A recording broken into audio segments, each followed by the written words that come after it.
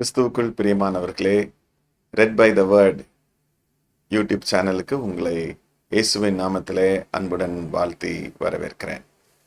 நாம் தொடர்ந்து தியானித்துக் கொண்டிருக்கிறபடி பரிசுத்த ஆவியானவரால் நாம் எப்படி வெற்றி பெற முடியும், அவரை துக்கப்படுத்தாமல் எப்படி நாம் வெற்றி பெற முடியும் என்கின்ற தலைப்பிலே இந்த நாளிலே நாம் தியானிக்க இருக்கிற பகுதி பரிசுத்த ஆவியினால் சபையில் ஒரு மனம்.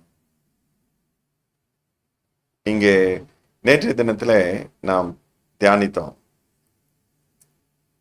பரிசுத்த ஆவி நமக்கு நம்முடைய வாழ்க்கையிலே ஒரு மனதை கொடுக்கிறார் என்று சொல்லி, பலமும் அன்பும் தெளிந்த புத்தியும் ஆவியை கொடுத்து ஒரு மனதை கொடுக்கிறார் என்று சொல்லி பார்த்தோம்.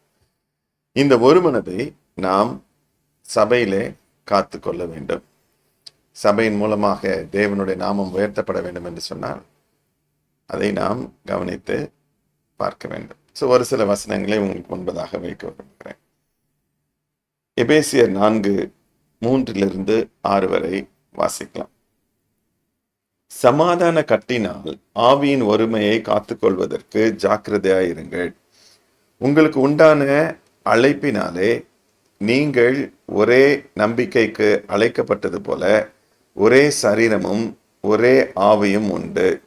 ஒரே கர்த்தரும் ஒரே விசுவாசமும் ஒரே ஞானஸ்தானமும் எல்லாருக்கும் ஒரே தேவனும் பிதாவும் உண்டு. அவர் எல்லார் மேலும் எல்லாரோடும் உங்கள் எல்லாருக்குள்ளும் இருக்கிறவர். தேவன் தனிப்பட்ட விதத்துல நம்மளை எப்படி ஆற்றுகிறாரோ, தேற்றுகிறாரோ, உறுதிப்படுத்துகிறாரோ, ஊக்கப்படுத்துகிறாரோ, நான் உன்னோட இருக்கிறேன், நான் உனக்கு துணை நிற்கிறேன், நான் உன்னிலே வாசம் பண்ணுகிறேன் என்று சொல்கிற வார்த்தை எத்தனை எத்தனை உண்மையானதோ, அதை போல நாம் சபையாக தேவனுடைய பிள்ளைகளாக நாம் இருக்கும்போது, கூடி வரும்போது, அந்த இடத்துல நாம் ஒரு மனதை காத்துக்கொள்ள கடமைப்பட்டிருக்கிறோம். நாம் எல்லாரும் விசுவாசிகளான போது அவருடைய பிள்ளைகள் என்கின்ற உரிமையை நாம் பெற்றோம். அதே போலத்தான் ஒவ்வொரு மனுஷியும் தேவனுக்கு முன்பதாக தங்களை திருப்பும் போது, மனம் திரும்பும் போது அவங்க பிள்ளைகளாகிறாங்க. அப்ப யாரு? நம்ம எல்லாம் சகோதர சகோதரி, நாம் ஒரு தேவனின் பிள்ளைகளாக இருக்கிறோம். அதுதான் இங்க சொல்லுது. ஒரே தேவனும் பிதாவும் உண்டு. ஒரே தேவன் தான், அவரை நாம் பிதாவென்று அழைக்கிறோம். அந்த பாக்கியத்தை நாம் பெற்றிருக்கிறோம். அது பாக்கியம். ஒரே தேவன் தான். அதே போலத்தான் நமக்குள்ள ஒரே ஆவியானவர் உண்டு. நம்ம அதை பார்த்து கொண்டே வந்துட்டு இருக்கோம் கடந்த வீடியோஸ்லாம். இன்னைக்கு இந்த இடத்துல சொல்லிருக்கு ஒரே ஆவியும் உண்டு. அப்படின்றதுக்கு முன்பதாக உள்ள 2 வார்த்தை பார்த்தீங்கன்னா ஒரே சரீரமும் ஒரே சரீரமும் அப்படின்னு சொல்லி போட்டிருக்கு. இது எந்த சரீரத்தை குறித்து குறிப்பிடுகிறது என்று சொன்னால் நம்மளுடைய இந்த சரீரத்தை குறித்து குறிப்பிடவில்லை. விதத்துல நம்முடைய சரீரம் தேவனாலே பெற்றும் நம்மில் வாசமாயிருக்கிற பரிசுத்தாவின் ஆலயமாய் இருக்கிறது, உண்மைதான். ஆனா அதையும் தாண்டி இன்னொரு முக்கியமான சத்தியம் இருக்கு. அந்த வசனத்தை நான் பார்ப்பதற்கு முன்பதாக இன்னொரு வசனத்தையும் உங்களுக்கு முன்பதாக வைக்க விரும்புகிறேன்.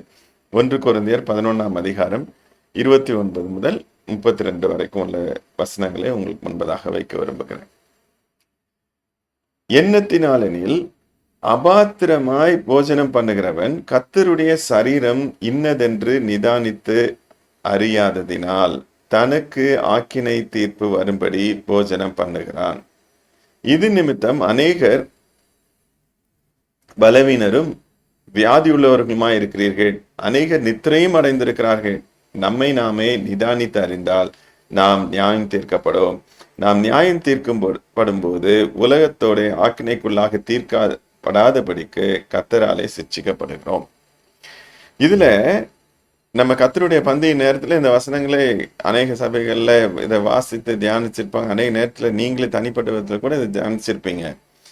கர்த்தருடைய சரீரம் இன்னதென்று நிதானித்து அறியாததினால், அங்க நம்ம போகும்போதெல்லாம் நம்ம பாவம் பண்ணோமா, நம்ம ஆண்டவர் கீழ்ப்படிஞ்சோமா அப்படின்றதுன்னா நம்ம பார்ப்போம். இது தனிப்பட்ட விதத்துல அதை மட்டும் பார்த்தால் போதாது, அது முக்கியம். அதுதான் நேற்றைய தினத்திலே நாம தியானித்தோம். இன்னைக்கு இந்த இடத்துல நம்ம கவனிக்க வேண்டியது கர்த்தருடைய சரீரம். நம்ம சுத்தின தேவன் கொண்டு சேர்த்திருக்கிறார் பாத்தீங்களா, திருச்சபை. அந்த திருச்சபையை தான் கர்த்தர் சரீரம் என்று சொல்லுகிறார். சரீரம் என்று சொல்லுகிறார். அதை நீங்க ரொம்ப தெளிவாக 1 கொரிந்தியர் 3:16-17 பார்க்கலாம். நீங்கள் தேவனுடைய ஆலயமாய் இருக்கிறீர்கள் என்றும் தேவனுடைய ஆவி உங்களில் வாசமாய் இருக்கிறது என்றும் அறியீர்களா? ஒருவன் தேவனுடைய ஆலயத்தை கெடுத்தால் அவனை தேவன் கெடுப்பார். தேவனுடைய ஆலயம் பரிசுத்தமாய் இருக்கிறது, நீங்களே அந்த ஆலயம். நீங்கள் தேவனுடைய ஆலயமாய் இருக்கிறீர்கள், கடைசியில நீங்களே அந்த ஆலயம். இந்த இது யாரு குறிக்கிறது அப்படின்னு சொன்னா, இது தனி மனிதனை குறிக்கவில்லை. இந்த பகுதி இந்த 3ஆம் அதிகாரத்தின் முதல் பகுதியை நீங்க படித்து பார்ப்பீர்கள் சொன்னா அங்க தெளிவா போடப்பட்டிருக்கு. அது இதுல இருந்து இதை புரிஞ்சுக்க முடியும். இது நாம் கூடி வருகிறோம் இல்லையா, அவருடைய பிள்ளைகளாக தேவனுடைய சமூகத்துல நம்ம கூடி வர்றோம் இல்லையா, நம்மை குறிக்கிறது. அவங்கள சரீரம் என்று சொல்லுது. அப்போ நம்ம நிதானித்து அறியணும். சபைக்குள்ள கூடி வரும்போது சகோதரன் சகோதரிகளுக்குள்ள ஒரு மனம் வேண்டும். அப்போஸ்தலர்கள் மத்தியில அந்த ஒரு மனம் இருந்தது. அதனால தான் தேவ வல்லமை மகத்துவமாய் ஜனங்கள் மத்தியில கடந்து வந்தது. இன்னைக்கு அது காணும் அப்படின்னா தேவன் இல்ல, தேவன் அப்படியே தான் இருக்கிறார். அவர் மாறாதவர். நம்ம மாறிட்டோம். நம்ம உணர்வடையில, நம்ம ஒருமனப்படலை, நமக்குள்ளேயும் ஒருமனப்படலை, சரீரத்துல தேவனுடைய சபையில நாம் ஒருமனப்படவில்லை. அப்போ நம் ஒருமனப்படாமல் இருந்தால் கர்த்தர் நம்ம இடத்துல ஒரு மனதை எதிர்பார்க்கிறார். அவர் தம்முடைய வல்லமையை வெளிப்படுத்துவதற்கு, ரட்சிப்பை வெளிப்படுத்துவதற்கு, மனுக்குலத்திலே தேவ மகிமை வெளிப்படுவதற்கு அவர் நம்ம எதிர்பார்த்து நிற்கிறார். திருச்சபை எதிர்பார்த்து நிற்கின்றார். நம்ம ஒருமனப்படுறோமா?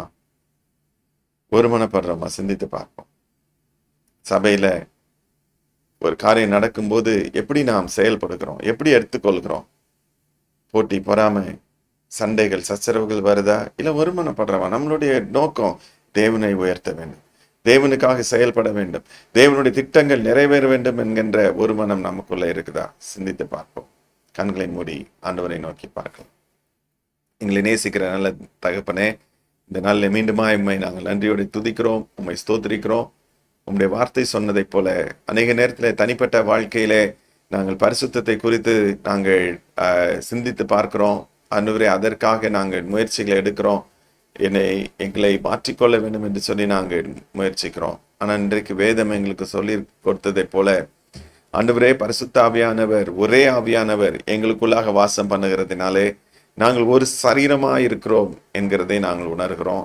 திருச்சபைக்கு போகும்போது அது எதையோ ஒரு ஞாயிற்றுக்கிழமை கூடுகிற ஒரு கூட்டமாக நாங்கள் பார்க்காமல் உம்முடைய சரீரமாய் பார்க்கக்கூடிய கண்களை தாரும். ஆண்டவரே, அப்படியாக நாங்கள் செயல்படக்கூடிய மனப்பக்குவத்தை எங்களுக்கு தாரும். வாரம் முழுவதிலும், வாழ்நாள் முழுவதிலும் இந்த எண்ணம் எங்களிலே நிலைத்திருக்கட்டும். எங்களை மாற்றும், மறுரூபப்படுத்தும், உம்முடைய நாமத்தை உயர்த்தும். இயேசுவின் நாமத்தில் ஏறெடுக்கிறோம் ஜீவனுள்ள நல்ல பிதாவே, ஆமென். God bless you all. கர்த்தர் தொடர்ந்து இந்த வார்த்தைகளை கொண்டு நம்மை உருவாக்குவாராக.